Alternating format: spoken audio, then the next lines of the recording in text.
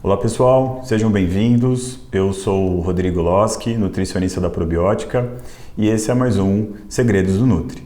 E no episódio de hoje a gente vai discutir sobre suplementação é doping?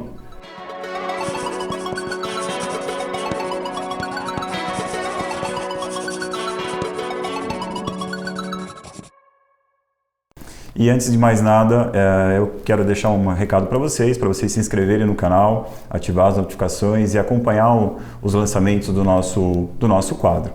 Bom, antes de mais nada, vamos identificar o que é o doping. O doping é uma prática ilegal que visa aumentar a performance do atleta, profissional ou não. Dentro dos recursos de dopagem existem farmacológicos, que são drogas e medicamentos que podem ou não ser cadastradas na Anvisa ou pelo mercado negro. Um exemplo prático, por exemplo, são drogas broncodilatadoras. Nessa classe a gente tem alguns fármacos como salbutamol, Aerolin, que são drogas utilizadas para crianças que apresentam problemas respiratórios, que o atleta utiliza para aumentar o recurso de performance. O objetivo é sempre aumentar a performance. Então nem sempre é droga ilícita, que vem do mercado negro, como também drogas que estão cadastradas na Anvisa. Dentro desse conceito do doping, existe uma lista de substâncias. Se você quiser poder acessar, existe o site da UADA, onde você tem acesso a essas substâncias, desde medicamentos, suplementos, por exemplo, a efedrina ou a pseudoefedrina é uma classe de fármaco que entra com essa finalidade na lista da UADA, e os recursos ergogênicos nutricionais que são liberados. Dentro da classe de suplementação, existe uma diferença muito grande. Por quê? Existe posicionamento sobre os suplementos que são seguros, que têm evidência e que realmente aumentam a performance do atleta. Então, são coisas diferentes. Geralmente, a dopagem vem associada com um risco de saúde. Abordo um assunto que é bem interessante. Nas Olimpíadas, na década de 80, foi avaliado um questionário com 32 participantes das Olimpíadas. E esse questionário ele era garantido o anonimato do atleta. Eram duas perguntas. Se você usasse uma substância que você seria pego após 5 anos, mas que você ganhasse as competições, você usaria? 50% respondeu que sim. A segunda pergunta, se você usasse uma substância que é pega no doping, você ganharia todas as competições por 5 anos e depois você morreria? Mais que 30% respondeu que sim. Então, quando o assunto é performance, a gente observa que a saúde, em algumas situações, não caminha do mesmo lado. E aí cabe ao profissional de saúde achar esse equilíbrio e orientar o atleta. Eu sempre faço essa pergunta para os meus pacientes. E depois que você parar de competir, o que você vai fazer da sua vida? Você vai carregar uma doença ou você vai carregar uma imagem suja? Por exemplo, a gente tem alguns atletas que passaram por isso, ganharam competições e depois tiveram problema com doping. E a gente observa que o retorno ao esporte é diferente porque as portas acabam se fechando. Então, é importante a gente fazer essa diferença. Bom, sobre suplementação, nós temos conteúdo sobre suplementos para nutrição infantil, suplemento para nutrição hospitalar e o suplemento para nutrição esportiva.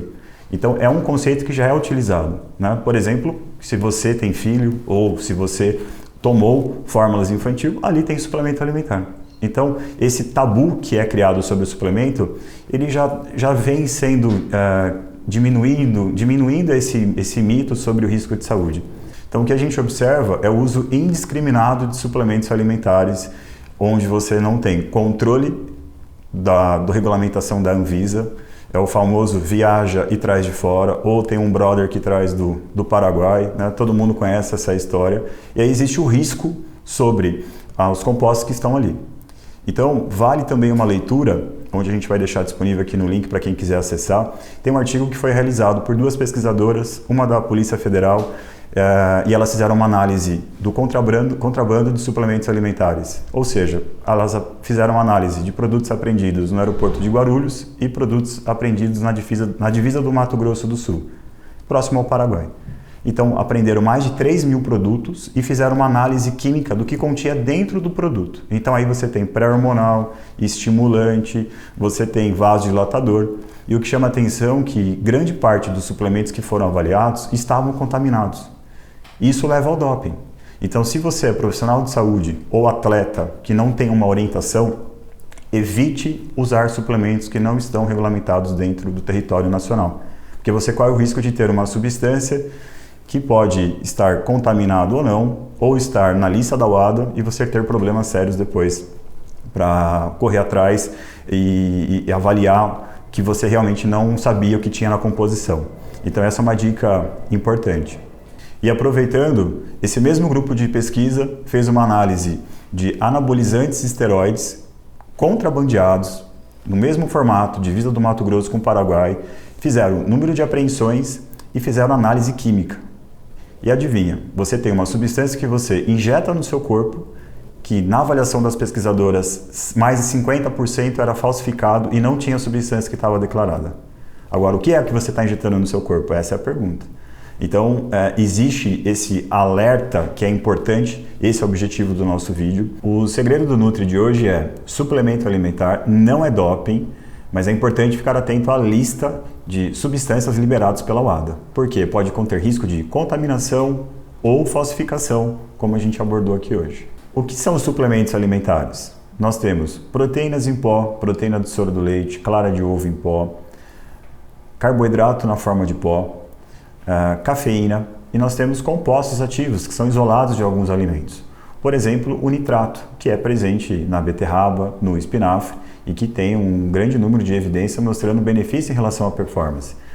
Então, cabe à indústria utilizar processos químicos e nutricionais para formular o que tem de mais atual, com evidência e segurança para o consumidor. Então, trazendo praticidade para o dia a dia do consumidor final, o suplemento hoje ele é uma realidade e pode ser adequado dentro de um planejamento alimentar. Mas nem sempre precisa tomar um caminhão de suplemento. Por isso, cabe ao nutricionista adequar a necessidade do atleta e do praticante. Em resumo, a diferença entre suplementação alimentar e doping cabe sobre os recursos que são classificados como doping, com o objetivo de aumentar a performance. Então, são recursos ilegais que envolvem medicamentos, suplementos alimentares, hormônios, esteroides anabolizantes, estimulantes. Todos esses recursos são classificados como dopagem, desde transfusão sanguínea, sorologia, e isso tem uma indicação quando o médico faz uma avaliação específica e classifica esse indivíduo como um portador de alguma doença ou não. Mas às vezes as estratégias de recurso de doping visa simplesmente aumentar a performance. E o suplemento alimentar, ele tem o objetivo de aumentar a performance, mas não causar esse recurso de doping. Então, o risco em relação à saúde, em relação aos efeitos colaterais, ele é menor, ele tem uma indicação de evidência, de segurança, e recentemente o Comitê Olímpico fez um posicionamento sobre os suplementos que são efetivos para atletas que visam rendimento e performance. Então, hoje a suplementação ela é uma realidade no meio esportivo, onde você não coloca em risco o seu atleta em ser pego no doping e acabar com a carreira de competição. Então, pessoal, eu peço um feedback nos comentários, a sua participação. E não se esqueça de se inscrever no nosso canal, ativar as suas notificações para receber as novidades. E a gente se vê no próximo Segredo do Nutri. Obrigado.